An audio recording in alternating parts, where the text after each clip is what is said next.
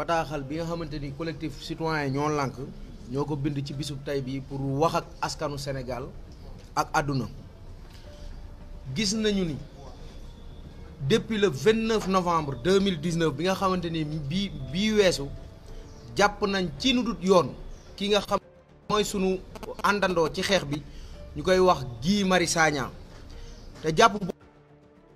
ñu ngi ko yóbbu ci chambre bi ñu wax chambre 8 chambre juróom-ñett bi nga xamante ni moo nekk ci prison camp pénal pour lan ndax kat Guy Marius Sagna dañ na dafa marche pour demander pour wax nañu wàññi courant bii nga xamante ni ci nuñ ko yekkooy du yoon moom ak juróom-ñett ñoñam ñi mu àndaloon ñu jàppandoo leen ci benn bis waaye ñeneen juróom-ñett ñooñ ñu bàyyi leen moom rek ñu téye ko téye boo xamante ni dañ ko yóbbu ci cellules yi nga xamante ni mën nañ ni terroristes yi nga xamante ni ñoom la ñuy jàpp fa lañ leen di yóbbu muy Guy Marius Sagna. sénégalais nag yi nga xamante ni ñoo ne fii ci biir sénégalais ak sénégalaises yi nga xamante ni ñoo ne ci biir dëkk bi gannaaw ba ñu waxee ba ñu jooyee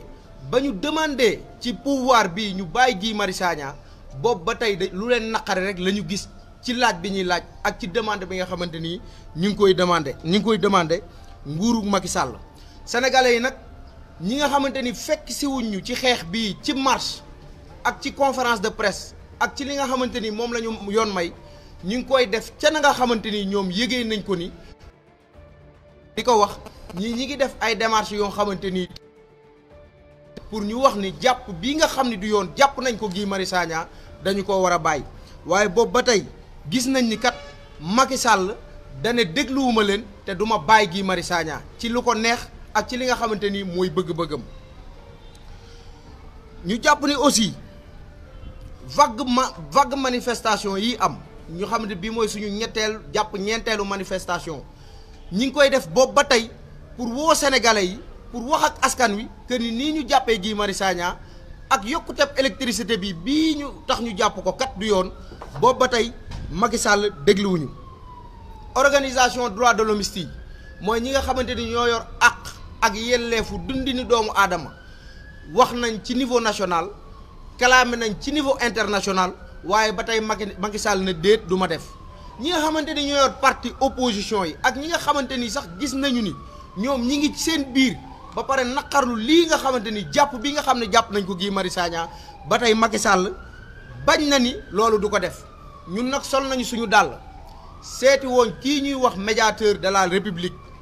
wax nañu ak moom waxinu entre nit ak nit waxinu entre responsable ak responsable waaye ba tey de Macky Sall nee na déedéet dégluwuma leen gumba na tëx na luula ci loolu. ñu jàpp ni kat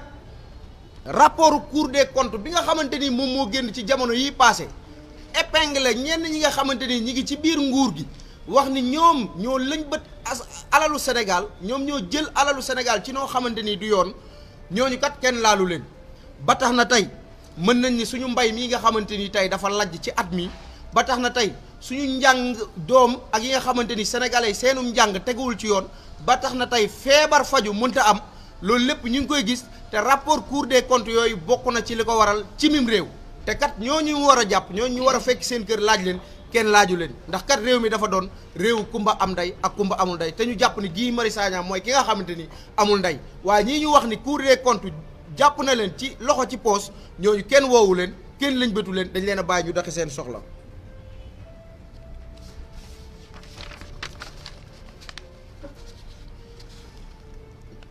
ci loolu lépp ba tey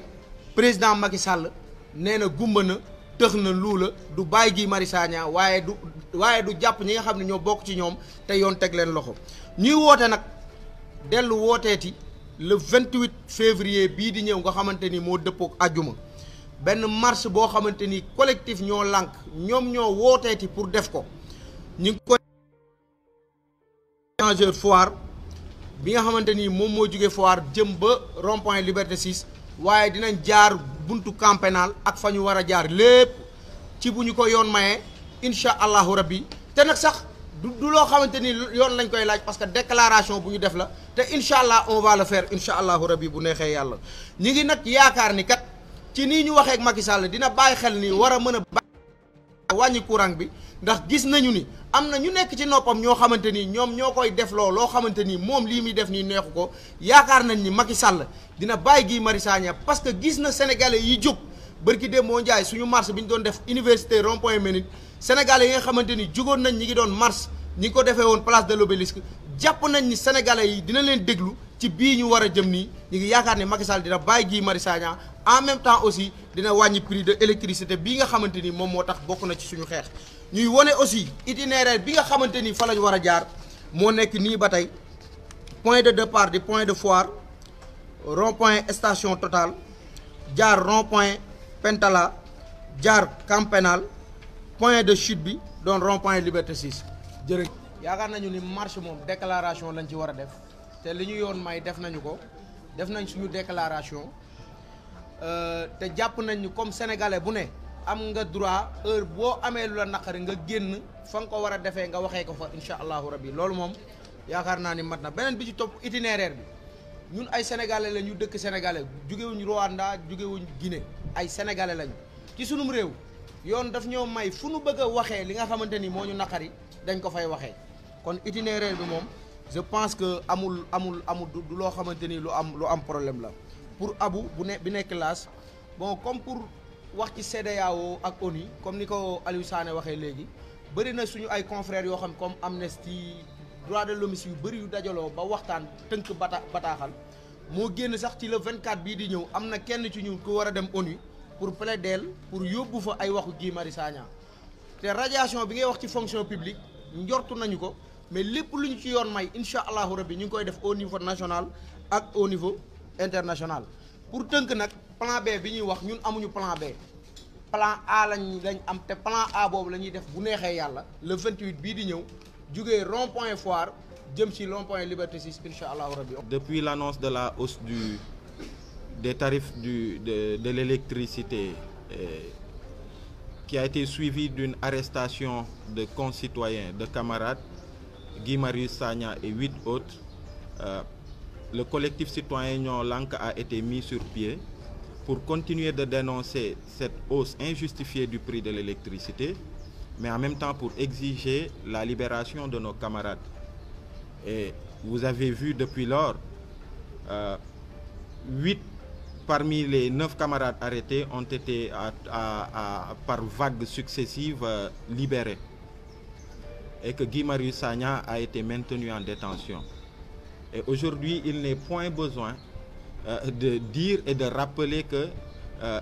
il y a un acharnement en fait politique sur Guy Marius Sagna, sur le citoyen Guy Marius Sagna, qui est pris en otage et qui est détenu arbitrairement dans les conditions que vous savez tous. Pour quelqu'un qui n'a pas encore été jugé, qui est en détention préventive, il a été acheminé aux prisons du Camp Pénal, dans le quartier de haute sécurité, qui est réservé à certains qui purgent des peines liées au terrorisme. Et il est, comme vous le savez, aussi gardé dans les conditions draconiennes d'un terroriste. Et non seulement il est détenu arbitrairement, mais il est privé de ses droits même en prison. Vous avez dû voir que même pour rencontrer Guy Marius Sagna, c'est un problème. Il ne peut pas rencontrer les Sénégalais. Les Sénégalais ne peuvent pas lui rendre visite pour la plupart. À la limite, il y a quelque chose comme 7 personnes qui ont pu le voir depuis qu'il est en détention. L'une des dernières en date de refus de permis de visite concerne ma propre personne. Je pense que j'ai fait un post Facebook qui a été relayé. Avant moi, Fadel Barro est allé au tribunal pour bénéficier d'un permis de visite. Il a été éconduit, donc pur et simplement. Moi, quand je suis parti, on m'a dit il faut que vous fassiez une lettre adressée au doyen des juges en plus de la copie de votre pièce d'identité. Ce que j'ai fait, séance tenante. Et il était promis de me rappeler dans les jours qui arrivent. Au bout d'une semaine, j'ai rien vu, je suis reparti. Et on m'a purement et simplement dit, écoutez, on refuse de vous donner le permis. Et quand j'ai demandé les motifs, ils m'ont dit, il faut pouvoir justifier en fait vos liens familiaux. Et à ce que je sache, dans la loi sénégalaise, on n'a pas besoin d'être famille de parents de sang de quelqu'un pour pouvoir aller lui rendre visite en prison. Donc c'est juste pour décrire en fait toute cette machine, tout cet acharnement qu'il y a sur Guy Marius Sagna actuellement. Et face à quoi il est en train dignement, il le vit avec beaucoup de dignité. Pour ceux qui ont pu le voir, ils ont vu un Guy qui a même pris du poids parce qu'il se repose certainement, hein, parce qu'il se repose et puis il a la conscience tranquille. Donc c'est les Sénégalais qui s'inquiètent pour eux, qui sont peut-être un peu dans l'embarras, qui sont soucieux et tout quoi. Donc aussi, dans le même contexte, nous continuons de nous battre, mais vraiment pour la cause première, celle qui est d'amener l'État à revenir sur la décision de hausse du prix de l'électricité. Et on l'avait dit et vous avez vu, ça a commencé non seulement, vous avez vu les factures, mais ça a une répercussion sur la situation macroéconomique avec les prix qui sont en train de grimper. Et ça, on l'avait dit dès le départ. Donc, il y a eu plusieurs manifestations qui sont tenues avec beaucoup de succès. La dernière manifestation est partie de l'université Cheikh Anta Diop de Dakar avec comme point de chute la poste de la Médina. Vous avez vu, malgré les tentatives de sabotage d'étudiants du maire qui ont jeté des pierres, les gens ont tenu à être là, déterminés, et la marche a pu se faire et c'était une réussite totale. Et vous avez vu qu'après la marche, l'activité qui a suivi, parce que l'idée, c'est pas seulement des mobilisations. J'entends parfois dire, ouais, on ne vous a pas entendu, c'est quoi, ces derniers jours, il n'y a pas eu de manifestation. Est-ce que c'est... Non, il n'y a pas que les manifs, parce qu'il y a quelques jours, ici même, nos camarades ont eu à présenter un mémorandum sur lequel les experts sénégalais ont eu à travailler pour montrer à quel point la Sénélec est en train déjà de pomper dans la poche des... à travers des factures voilà quoi, des factures, vous avez pu le voir, preuve à l'appui. Donc aujourd'hui, nous sommes là, et on me signale aussi, hein, et je pense que la presse a fait état de ça, s'ils maintiennent Guy Marius Sagna, au bout de 6 mois de prison, il va être radié de la fonction publique. Donc il va être radié de la fonction publique. Et ça, je pense que la presse a fait état de ça et c'est très bien de le souligner encore une fois. Donc nous sommes aujourd'hui ici, pour, dans la continuité du combat que nous menons et pour vous présenter en fait l'activité que nous avons en ligne de mire pour le vendredi 28 février prochain, Inch'Allah. Depuis le 29 novembre 2019, Guy Marius Sagna est arbitrairement détenu à la chambre 8 du quartier de haute sécurité de la prison du camp pénal pour avoir manifesté avec 8 autres Sénégalais arrêtés avec lui et libérés depuis contre la décision portant hausse des prix de l'électricité. Les Sénégalaises et les Sénégalais qui dénonçaient cette iniquité ont vu s'ajouter à leur indignation l'injustice et l'arbitraire du maintien en prison de Guy Marius Sagna. D'autres qu'on n'a pas entendus sur la dénonciation de la hausse du prix de l'électricité ont en revanche manifesté sous différents modes la détention de Guy Marius Sagna. Nous avons marché sur différents itinéraires. Nous avons communiqué sur différents supports. Nous avons rencontré le médiateur de la République pour demander la libération de Guy Marius Sagna. Nous avons jusqu'ici inscrit toutes nos actions dans la légalité constitutionnelle et pacifiquement. À toute cette vague de protestations, tant au niveau national qu'international, le président Macky Sall a opposé un mépris total. Les organisations de défense des droits de l'homme ont lancé des appels à Macky Sall. Des partis dans l'opposition ont lancé le même. Des citoyens d'ici et de la diaspora ont repris le même appel à l'unisson pour demander au président de la République, Macky Sall, de demander au ministre de la Justice, Malick Sall, de dire au doyen des juges, Samba Sall, de mettre fin à l'arbitraire de la détention de Guy Marius Sagna. Le président Macky Sall n'écoute pas. Les rapports de la Cour des comptes ont cité plusieurs membres de son régime dans la prédation éhontée des ressources publiques, Pendant que les Sénégalais des villes et des campagnes souffrent un système éducatif et un système sanitaire au bord du gouffre, une campagne agricole catastrophique, des conditions sociales endurcies de jour en jour par une hausse continue des prix de l'électricité, du ciment, de l'huile, de l'eau, fermons le banc. Les Sénégalais crient leur calvaire et exigent que la justice fasse librement son travail et que les responsables de crimes économiques soient sanctionnés